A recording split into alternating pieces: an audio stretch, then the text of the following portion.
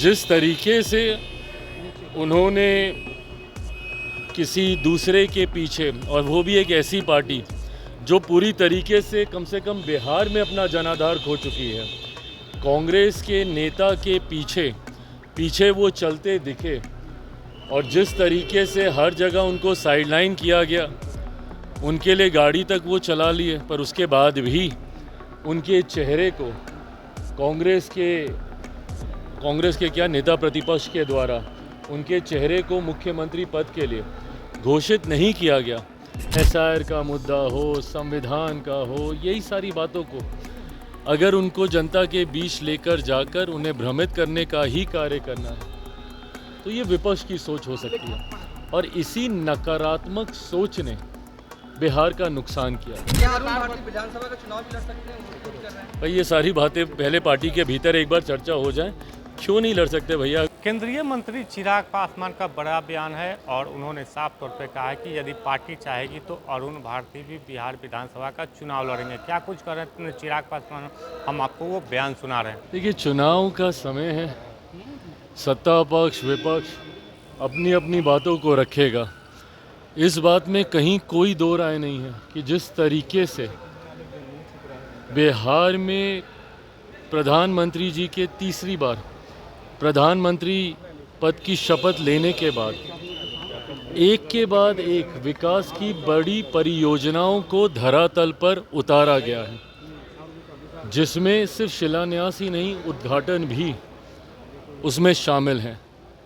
आप पटना का ही एयरपोर्ट देख लीजिए जहाँ पे हम लोग खड़े हैं, कल पूर्णिया का एयरपोर्ट, एम्स हो, अलग अलग क्षेत्र से जुड़े हुए छोटी बड़ी तमाम परियोजनाओं को इस सोच के साथ कि किस तरीके से बिहार को एक विकसित राज्य बनाया जा सके। अब ऐसे में अगर विपक्ष को ये सारी बातें नहीं दिखती और उनको सिर्फ भ्रमित करने वाले मुद्दों को ही जनता के बीच लेकर जाना है, एसआईआर का मुद्दा हो, संविधान का हो, यही सारी बातों को अगर उनको जनता के बीच लेकर जाकर उन्हें भ्रमित करने का ही कार्य करना है, तो ये विपक्ष की सोच हो सकती है, और इसी नकारात्मक सोच ने बिहार का नुकसान किया है। बहरहाल एनडीए के तमाम दल एक सकारात्मक सोच के साथ बिहार को विकसित राज्य बनाने के लक्ष्य के साथ हम लोग आगे बढ़ रहे हैं। अब जिसको जो कहना है वो कहे।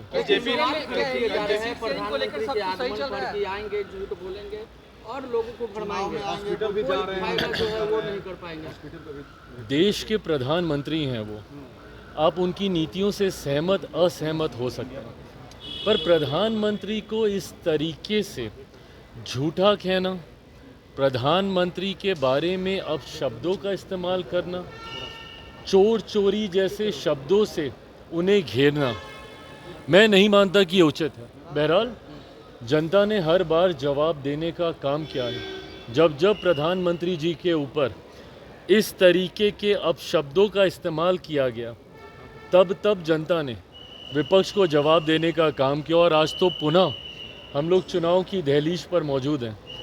ऐसे में एक बार फिर बिहार की जनता ये जवाब देगी कि झूठा, चोर ये कहना सही था या बिहार में एयरपोर्ट, एम्स ये लाना सही था। कह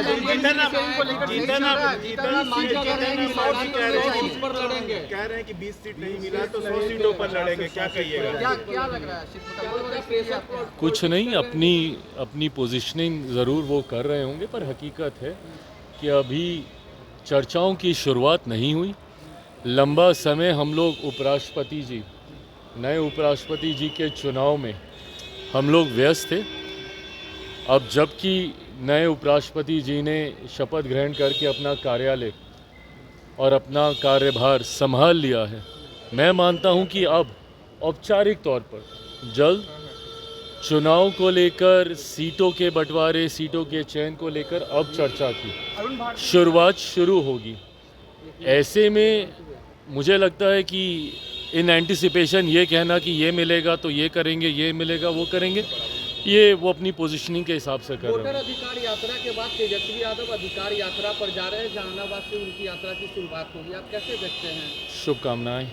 बस इतना ध्यान रखें कि फिर किसी की माँ बहन को उनकी यात्रा में गाली ना दी जाए। तो वोट अधिकार यात्रा में उनको अहमियत नहीं मिली, इस वजह से कुछ अधिकार अधिकार यात्रा निकाल रहे हैं। जिस तरीके से उन्होंने किसी दूसरे के पीछे, और वो भी एक ऐसी पार्टी जो पूरी तरीके से कम बिहार में अपना जनाधार खो चुकी है, कांग्रेस के नेता के पीछे वो चलते दिखे, और जिस तरीके से हर जगह उनको साइडलाइन किया गया, उनके लिए गाड़ी तक वो चला लिए, पर उसके बाद भी उनके चेहरे को कांग्रेस के क्या नेता प्रतिपक्ष के द्वारा उनके चेहरे को मुख्यमंत्री पद के लिए घोषित नहीं किया गया।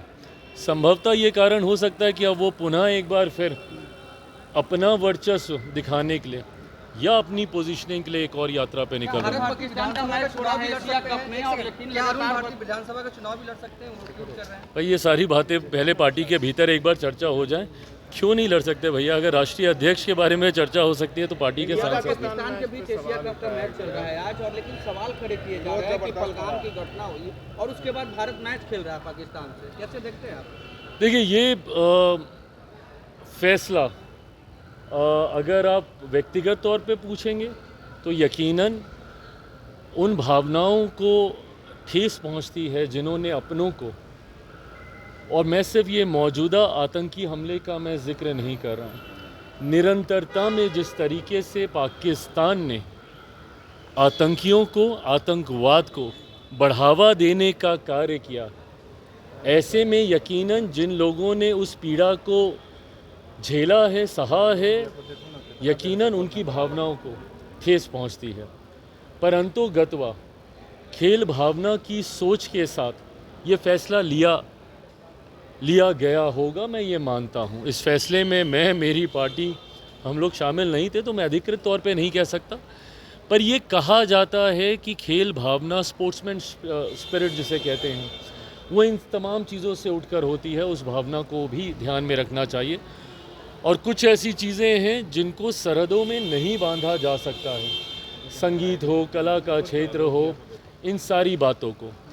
पर हाँ, अगर ऐसे में किसी भी भारतीय की भावना आहत होती है, उसको ठेस पहुंचती है, तो यकीनन इस खेल से जुड़े हुए नीति निर्माताओं को उस भावना का भी ध्यान जरूर रखना चाहिए। आप लोग सीटों को लेकर बातचीत कर रहे हैं कि प्रभु सीटों पर लड़िएगा आप लोग कोई ऐसा नया जवाब नहीं है जो मैं आपको इस सवाल का दूंगा।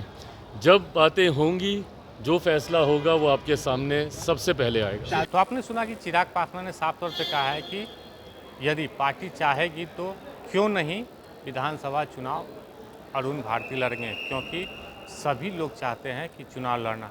उनके राष्ट्रीय अध्यक्ष भी चुनाव लड़ने की बात कर रहे हैं, तो क्यों नहीं अरुण भारती चुनाव लड़ेंगे। और साथ ही साथ तेजस्वी यादव का बिहार अधिकार दौरा पे उन्होंने साफ तौर पे कहा है कि शुभकामनाएं हैं, लेकिन जो लोकसभा में नेता प्रतिपक्ष तेजस्वी यादव हैं उनके लिए बहुत कुछ किया है, उनके लिए गाड़ी भी चलाए हैं, लेकिन उनको कहीं ना कहीं ये खल रहा है कि हमको कोई पूछ नहीं हुई है।